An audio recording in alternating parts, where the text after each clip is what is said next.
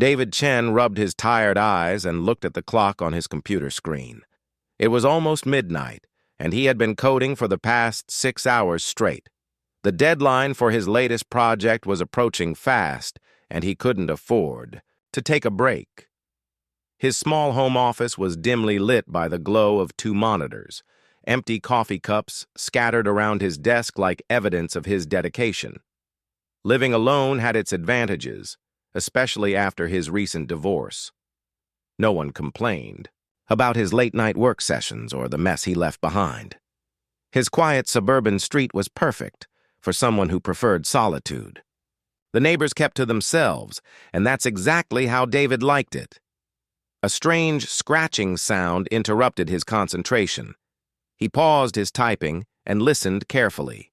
The sound came again, like fingernails dragging across wood. It seemed to be coming from his front door.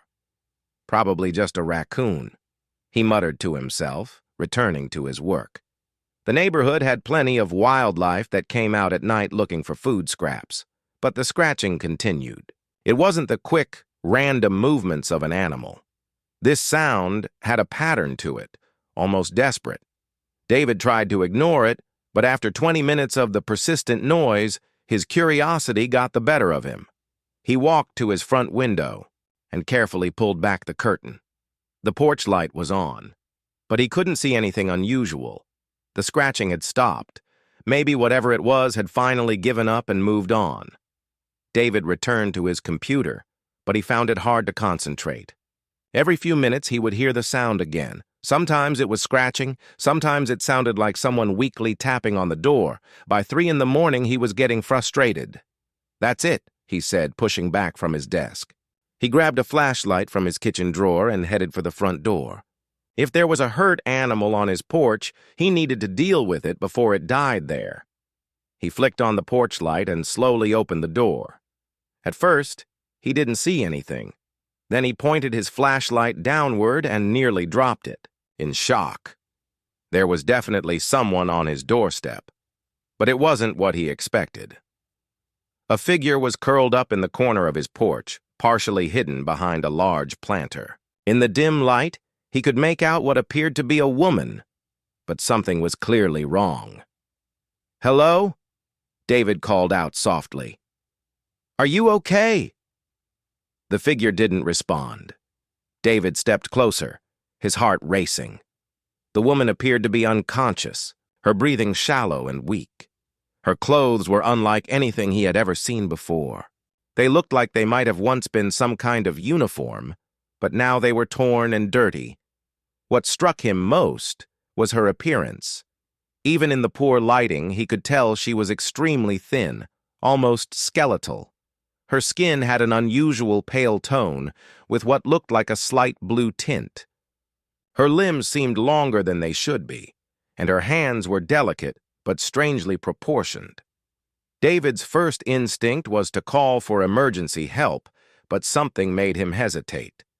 This woman didn't look entirely human, and he couldn't shake the feeling that calling the authorities might not be the best idea for her. He knelt down carefully beside her. "Hey, can you hear me?" he whispered. Her eyes fluttered open briefly, revealing the most unusual eyes he had ever seen. They were much larger than normal human eyes and completely black, like looking into deep space. For just a moment, their eyes met, and David felt a chill run down his spine. Then her eyes closed again, and she seemed to lose consciousness. The temperature had dropped significantly during the night, and David realized she had probably been out here for hours. Whatever her story was, she needed immediate help. He couldn't just leave her on his doorstep to freeze. Making a decision that would change his life forever, David carefully lifted the woman in his arms. She was surprisingly light, as if her bones were hollow like a bird's. He carried her inside and laid her gently on his living room couch. In the better lighting of his home, her unusual features were even more apparent. Her skin definitely had that strange blue tint, and her hair was a color he couldn't quite identify, somewhere between silver and white, but with an almost metallic shine to it. David covered her with his warmest blanket and turned up the heat. He wasn't sure what else to do. She was breathing, but it was very weak. Her pulse was also irregular, not quite matching a normal human rhythm. He spent the rest of the night watching over her, checking her pulse every few minutes and adjusting the blanket. As dawn broke, he noticed her breathing becoming stronger and more regular. The blue tint in her skin was also becoming less pronounced. Around 8 in the morning, David was dozing in his armchair when he heard a soft sound. The woman was stirring, trying to sit up. Her large, dark eyes opened and immediately locked onto his face. For several long moments, they just stared at each other. David could see intelligence in those unusual eyes, but also fear and confusion.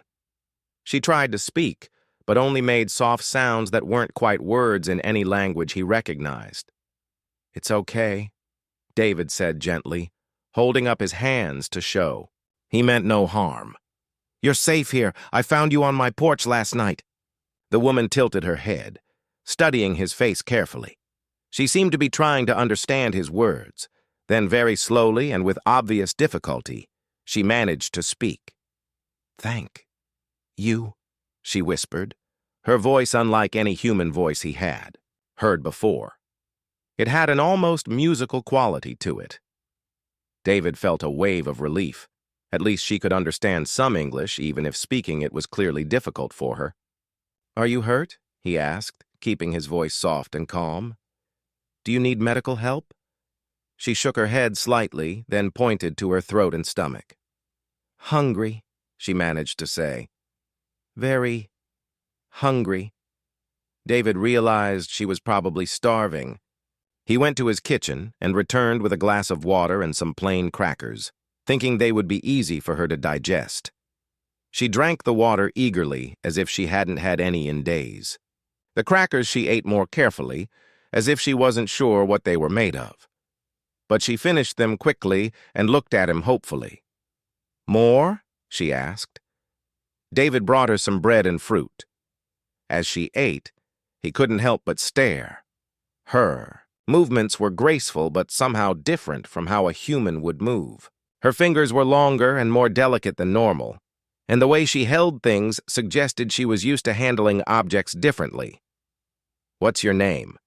David asked when she had finished eating. She looked puzzled for a moment, then pointed to herself and made a sound that was like Zara, but with subtle tones he couldn't quite reproduce. "Zara?" David tried. She nodded and smiled for the first time. Her smile was beautiful but strange, showing teeth that were perfectly white but shaped slightly differently than human teeth. "I'm David," he said, pointing to himself. "David," she repeated, and somehow made his name sound more musical than he had ever heard it before.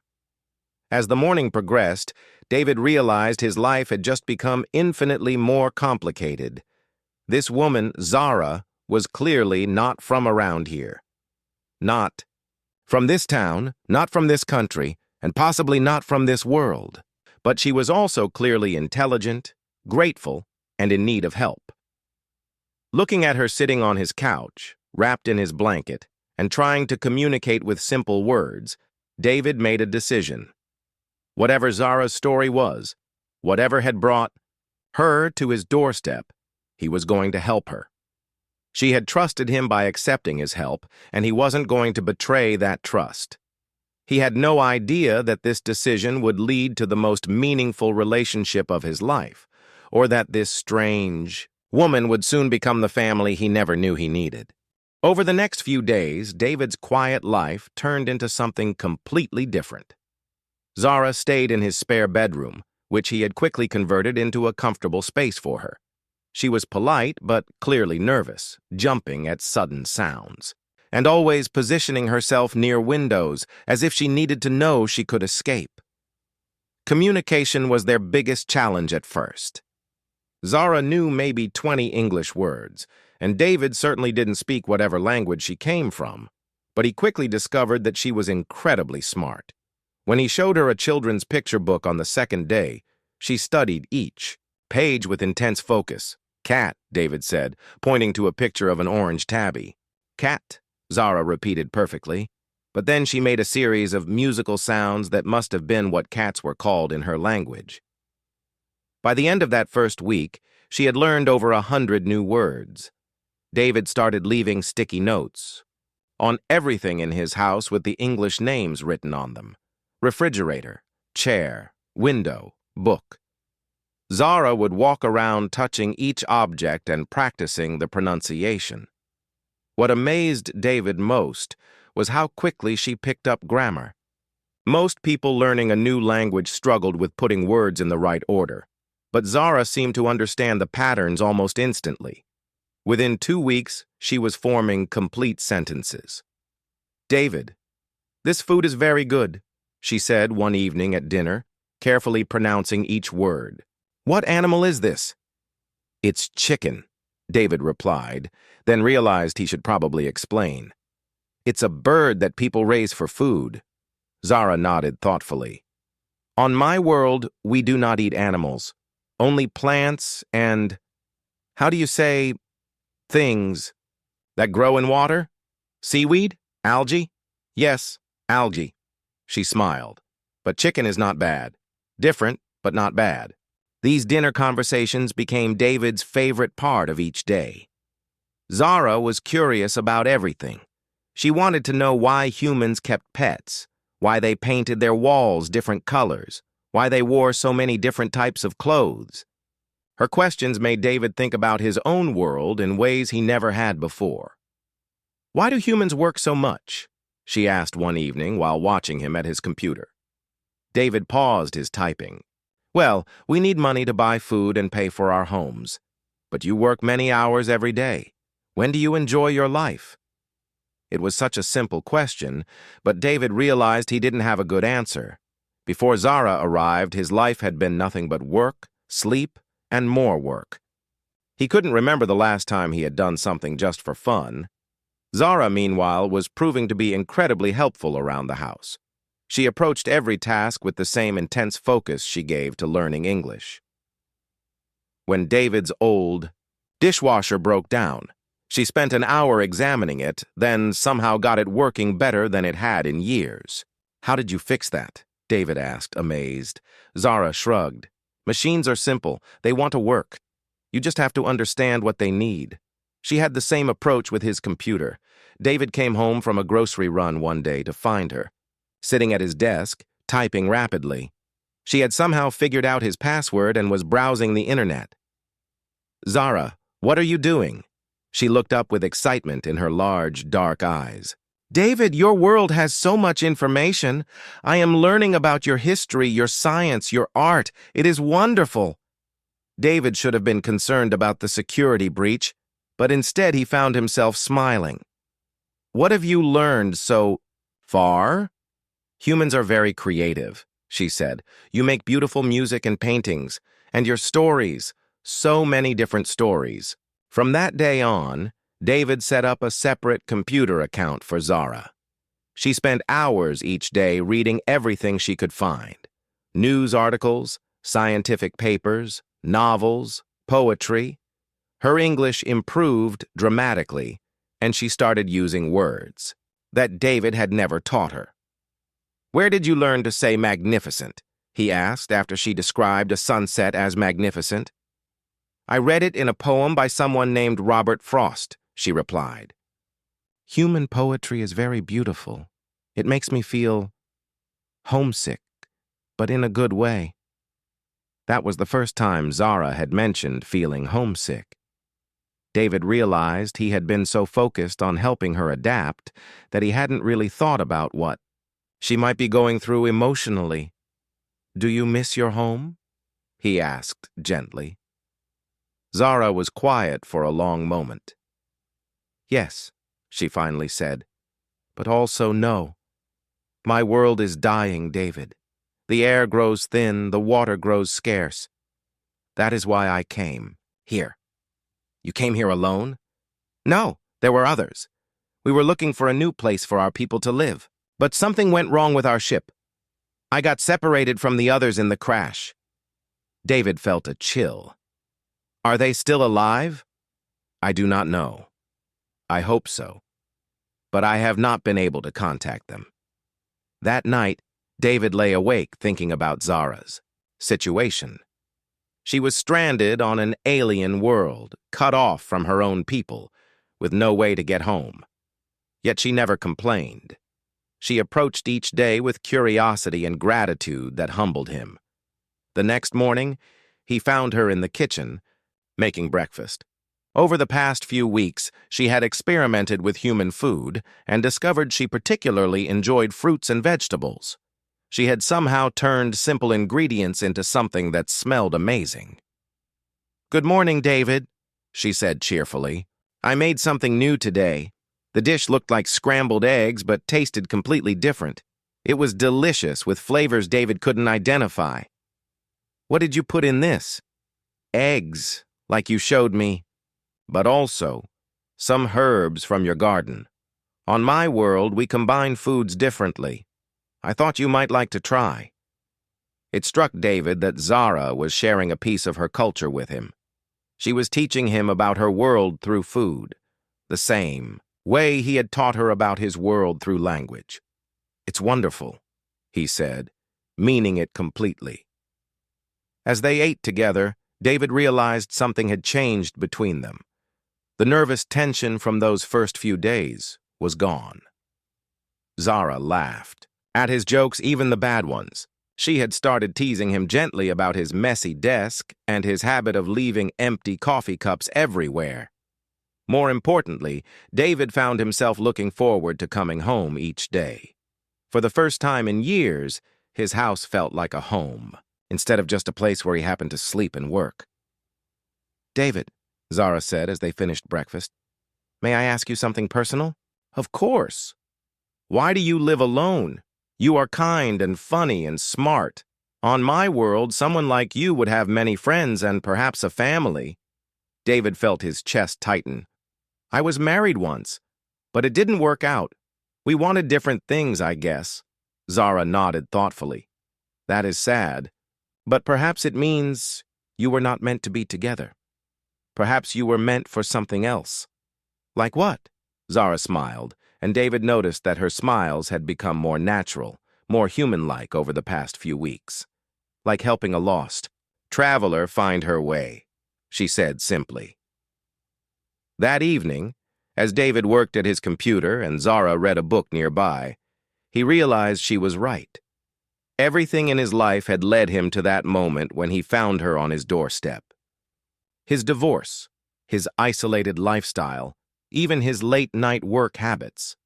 It had all prepared him to be the person Zara needed when she needed help most. And somehow, without him even noticing, she had become exactly what he needed too. 3 months had passed since Zara arrived, and David thought they had settled into a comfortable routine. But living with someone from another world came with challenges he never expected. The first real problem happened on a Tuesday morning. David was getting ready for a video call with an important client when he heard a loud crash from the kitchen. He rushed downstairs to find Zara standing over his heavy wooden dining table, which was now split completely in half. "I am so sorry," Zara said, looking genuinely upset. "I was only trying to move it a little bit." David stared at the broken table. It would have taken 2 strong men to lift that table, and Zara had apparently snapped it like a twig just trying to slide it across the floor. "Zara, how did you do that?" She looked down at her hands as if they had betrayed her. "On my world, everything is built differently, stronger. I forget sometimes that things here are more fragile." This wasn't the first time David had noticed Zara's unusual strength. She could open jars that he couldn't budge, and he had seen her effortlessly carry boxes that should have been too heavy for someone her size. But breaking a solid wood table with her bare hands was something else entirely. "We need to be more careful," David said gently. "If the neighbors see you doing things like this, they might ask questions we can't answer." The neighbor situation was already becoming tricky. Mrs. Patterson from next door had started making comments about David's foreign house guest. She had seen Zara in the garden a few times and was clearly curious. She's very pale, isn't she?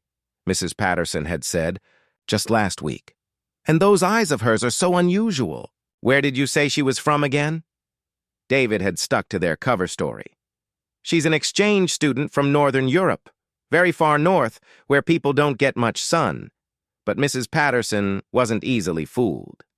I've traveled all over Europe, dear. I've never seen anyone who looks quite like her. The situation got worse when Zara started having what David could only describe as panic attacks. They happened whenever she was around too many people at once. David had taken her to the grocery store, thinking it would be good for her to get out of the house. But within minutes of entering the crowded store, Zara had started breathing rapidly and sweating. Too many, she had whispered, gripping David's arm. Too many minds. Too much noise. David had quickly led her outside, where she sat on a bench for 20 minutes trying to calm down. She later explained that she could somehow sense other people's emotions and thoughts when they were close together in groups. It is like standing in a room where everyone is shouting different songs at the same time, she said. On my world, we are more spread out. We do not crowd together like humans do. This meant that simple errands became complicated missions. David had to plan trips to the store for early morning or late evening when there were fewer people around. Even then, Zara preferred to wait in the car. But despite these challenges, Zara continued to amaze David with her abilities. His car had been making strange noises for months, and 3 different mechanics couldn't figure out what was wrong. Zara spent one afternoon looking under the hood, then somehow fixed it using nothing but basic tools and what looked like a paperclip. The fuel system was not getting enough pressure, she explained when David asked how she had done it. I made a small adjustment to help the flow.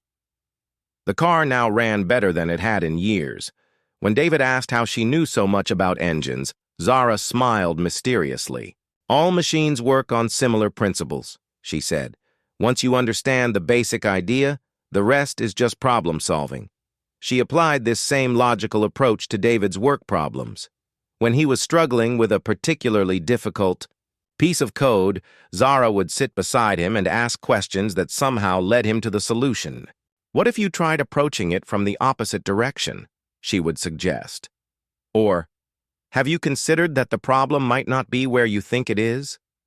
Her insights were so helpful that David's productivity increased dramatically. He finished projects faster and with fewer bugs than ever before. His clients were impressed, and he started getting referrals for bigger, more lucrative jobs. But the biggest change was in David himself. Before Zara arrived, he had been going through the motions of life without really living. Work, sleep, eat, repeat. Now he found himself looking forward to their evening conversations, to cooking dinner together, to the simple pleasure of having someone to share his day with. Zara seemed to be changing too. She was more relaxed now, more comfortable with human customs. She had developed a love for David's old movie collection, especially science fiction films, which she found endlessly entertaining. They get so many things wrong, she would laugh while watching alien invasion movies. But the imagination is wonderful. One evening, while they were watching a particularly ridiculous movie about aliens taking over Earth, Zara grew quiet. David, she said during a commercial break, what would happen if people knew what I really am? It was a question David had been dreading. I don't know, he admitted. Some people would be curious and want to learn about you, but others might be scared. Would they try to hurt me? I wouldn't let that happen, David said firmly, surprised by how protective he felt. Zara smiled sadly. You are one person, David. You cannot protect me from an entire world.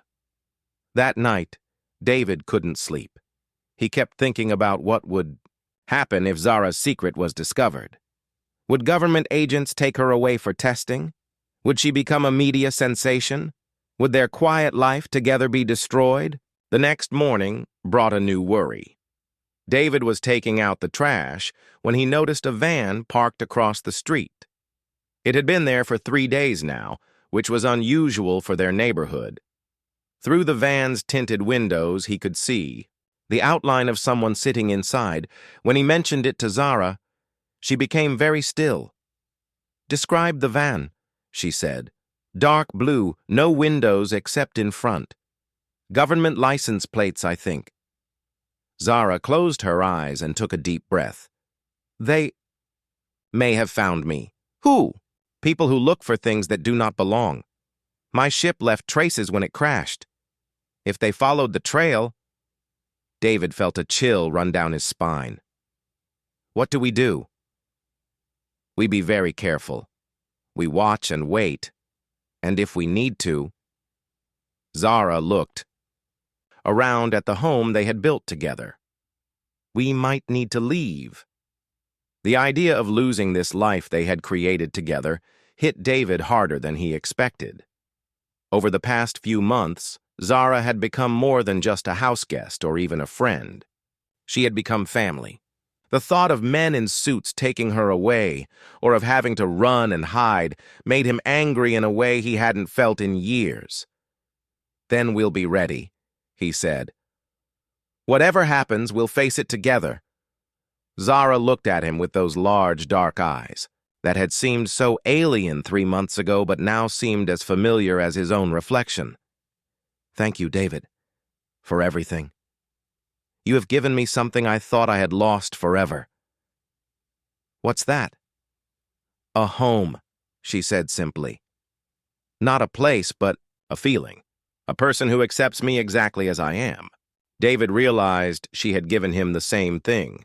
For the first time in his life, he had someone who saw him not as a successful programmer or a failed husband, but simply as David, someone worth caring about, worth protecting, worth calling family. Outside, the van remained parked across the street, its occupants watching and waiting. But inside their home, David and Zara began making plans. Whatever came next, they would face it as family should, together. 6 months had passed since that cold night when David found Zara on his doorstep, and everything had changed. What started as helping a stranger had grown into something David never expected, a real family bond. "Good morning, brother," Zara said cheerfully as she handed David his coffee, perfectly prepared just the way he liked it. David smiled. Zara had started calling him brother about a month ago, and it felt completely natural now. "Morning, sister. Sleep well?" This had become their daily routine. Zara would wake up early and make breakfast while David got ready for work. They would eat together, discussing their plans for the day like any normal family. The only difference was that their conversations might include topics like, "Remember to keep your strength in check when you're gardening," or "Try not to read Mrs. Patterson's thoughts when she comes over." Zara had found ways to contribute to their household income. Using the computer skills David had taught her, she had started doing freelance graphic design work online. Her alien perspective gave her designs a unique quality that clients loved, though they had no idea why her work felt so different from other designers. "I got 3 new projects this week," Zara announced proudly. "One company wants me to design their entire website." "That's amazing," David said, genuinely proud. "You're becoming quite the businesswoman." Their home had become a true partnership. David handled the technical work and client meetings, while Zara managed the creative projects and took care of the house. She had also started a small garden in the backyard, growing vegetables using techniques from her world that somehow made everything grow bigger and more flavorful than normal. But their peaceful life was starting to attract unwanted attention. The blue van had been replaced by different vehicles over the past few weeks. Sometimes it was a gray sedan, sometimes a white truck. Always with tinted windows, always with someone sitting inside watching the house. "They're getting bolder," David observed, peeking through the curtains at yet another suspicious vehicle, parked across the street. Zara nodded grimly. "They know something is different about this house. They are just waiting for proof." The proof almost came the previous Tuesday when Mrs. Patterson had dropped by unexpectedly. David was at a client meeting and Zara was alone in the house. Mrs. Patterson claimed she needed to borrow some sugar, but David suspected she was really trying to snoop around. "Your house guest is quite interesting," Mrs. Patterson had told David later. "I asked her about her family back home, and she got this strange look in her eyes, almost like she was remembering something painful. She's been through a lot," David had replied carefully. "Her homeland has had some difficult times recently." Mrs. Patterson had said, clearly not satisfied with that answer. "And those eyes of hers, I swear they almost seem to glow in certain light. Very unusual." That conversation had worried David. Mrs. Patterson was the type of person who loved gossip and mysteries. If she became too curious about Zara, she might start asking questions that could attract the wrong kind of attention. The situation became more complicated when David's ex-wife, Rachel, showed up unannounced one Saturday morning. David hadn't seen her in over a year, and her sudden appearance caught him completely off guard. "Hi, David," Rachel said when he opened the door. "I was in the neighborhood and thought I'd stop by. I heard you had a roommate now." David's heart sank. Word was getting around about Zara, which was exactly what they had tried to avoid. "Rachel, this isn't a good time," David started, but Zara appeared in the doorway behind him. "It is okay, David," Zara said calmly. "Please invite your friend inside." Rachel's eyes widened as she got her first good look at Zara. David could see the questions forming in her mind. The unusual height, the distinctive eyes, the graceful way Zara moved. "I'm Rachel," she said, extending her hand. "David's ex-wife." "I am Zara," she replied, shaking Rachel's hand carefully. "David has told me about you." They sat in the living room and David tried to steer the conversation toward safe topics. But Rachel kept staring at Zara with barely hidden curiosity. "So, Zara, where exactly are you from?" Rachel asked. "Very far from here?" Zara replied diplomatically. "A small place that most people have never heard of." "Your English is excellent, but you have such an interesting accent. I can't place it." David jumped in. "Zara's been helping me with some projects. She's incredibly talented with computers and design work." But Rachel wasn't easily distracted. "Have you been to a doctor since you've been here? You look quite thin, and your skin has such an unusual tone. Are you feeling all right?" Zara remained calm, but David could see the tension in her shoulders. "I am perfectly healthy. Thank you for your concern." After Rachel left, promising to stop by again soon, David and Zara sat in worried silence. "She suspects something," Zara said finally. "Yeah, she does. Rachel was always good at reading people, and she's persistent when something catches her interest." That night, they made their first real escape plan. David researched remote areas where they could disappear if necessary. Zara used her computer skills to create false identities and documents. They packed emergency bags and hid them in the basement. "I hate that we have to do this," David said as they worked on their preparations. "This is our home." "Home is not a place," Zara replied gently. "Home is being with people who care about you. As long as we are together, we will have a home." Her words reminded David of how much his life had changed. Before Zara, his house had just been a building where he happened to live. Now it felt like a real home because she was there to share it with him. But their planning proved wise when things escalated the following week. David came home from grocery shopping to find two men in black suits standing on his front porch talking to Mrs. Patterson. David parked down the street and called Zara's cell phone. "Don't come outside," he said quietly. "There are government agents at the house." "I see them from the window," Zara replied. "Mrs. Patterson is telling them about me." David watched as his nosy neighbor gestured excitedly toward his house, clearly enjoying being the center of attention. The agents took notes and nodded seriously at everything she said. "Pack only what we absolutely need," David told Zara. "We leave tonight." "David, I am so sorry." This is all my fault." "No, it's not," David said firmly. "You didn't choose to crash here, and I chose to help you. We're family, Zara. Families stick together no matter what." That evening, while the agents were gone, David and Zara quietly loaded his car with their essential belongings. They left most of their furniture and household items behind, taking only clothes, important documents, some food, and Zara's art supplies. As they drove away from the house that had been their sanctuary for 6 months, David felt a mix of sadness and determination. They were losing their home, but they still had each other. "Where will we go?" Zara asked as they headed toward the highway. "I found a place in Colorado, a small mountain town where nobody asks too many questions. We can start over there." Zara was quiet for a while, watching the familiar scenery pass by in the darkness. "Thank you, David, for giving up your life for me." "I'm not giving up my life," David replied. "I'm choosing the life I want, and I want a life where you're my sister and we take care of each other." As they drove through the night toward their uncertain future, David realized that leaving everything behind didn't feel like losing something. It felt like gaining something even more valuable, the chance to build a new life with the most important person in his world. Behind them, the house they had shared stood empty, but the family they had created was intact and stronger than ever.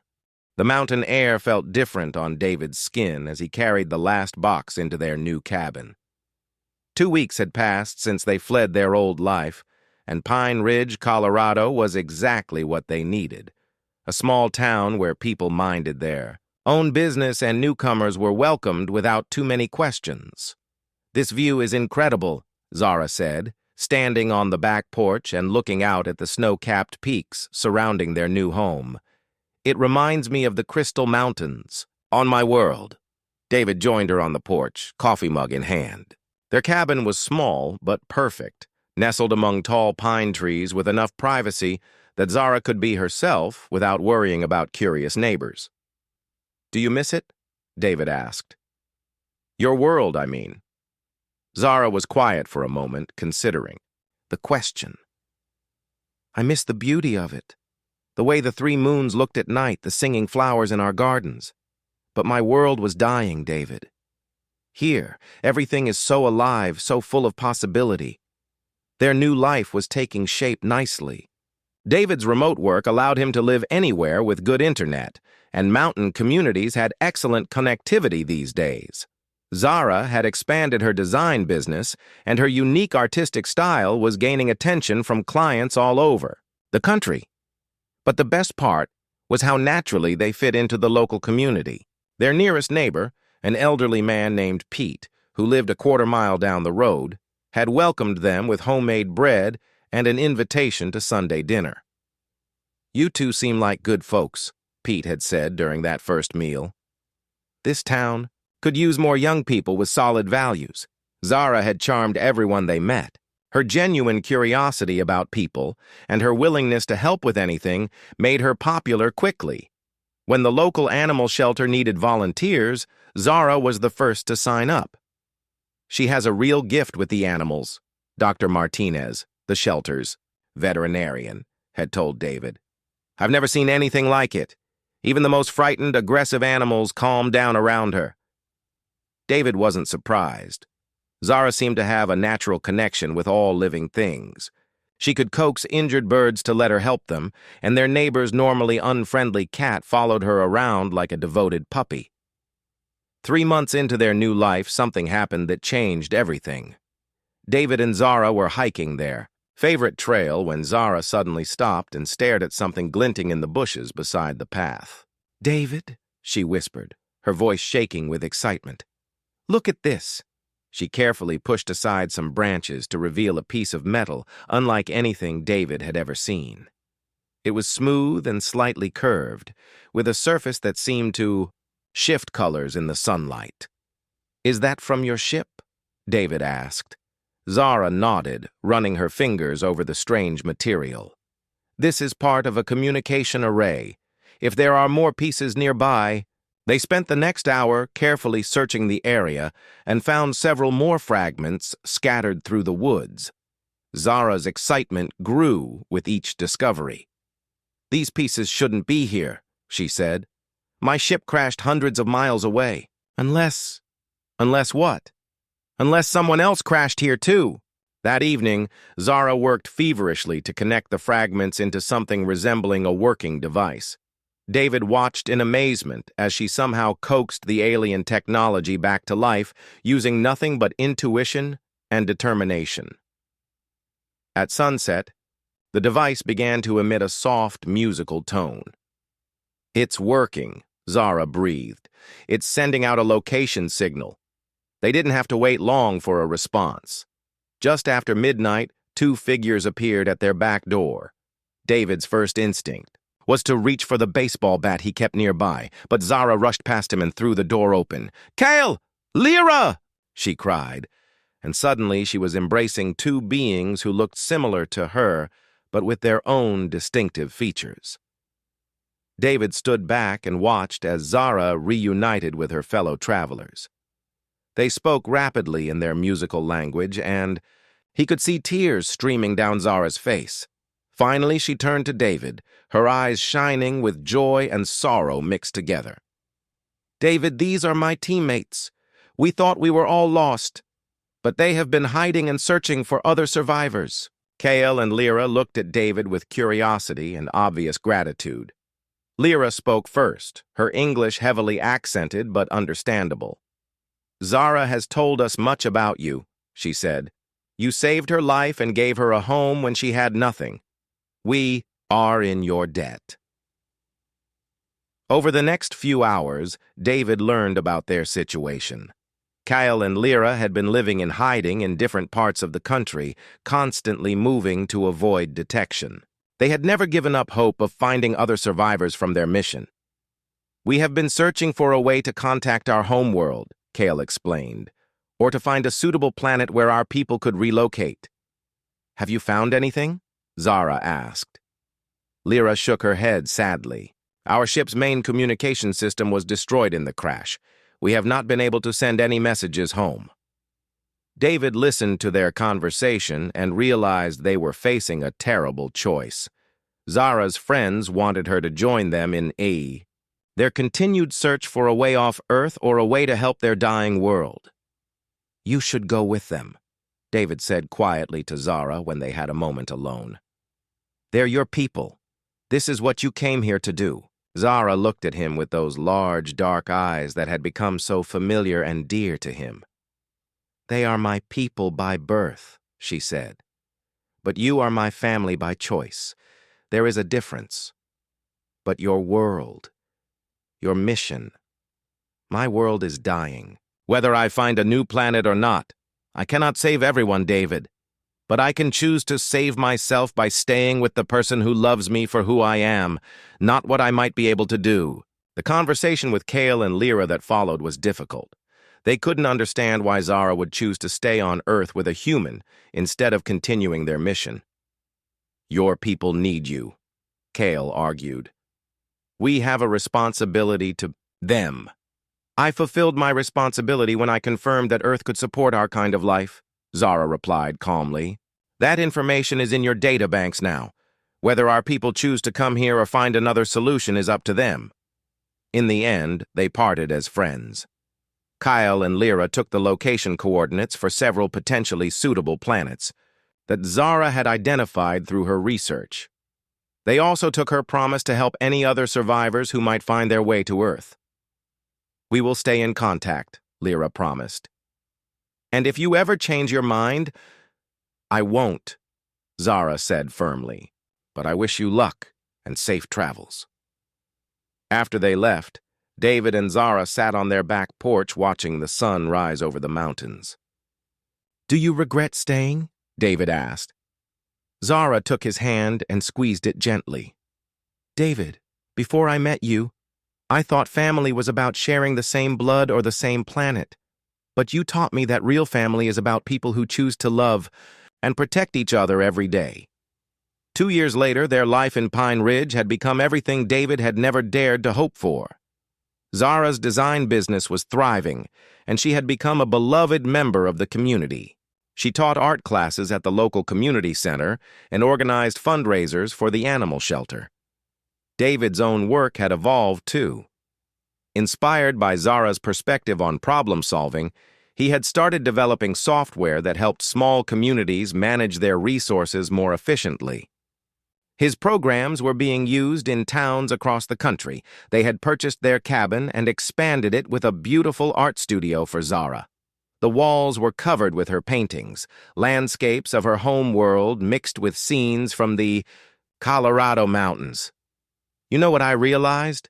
David said one evening as they sat by their fireplace, Zara working on a painting while he read.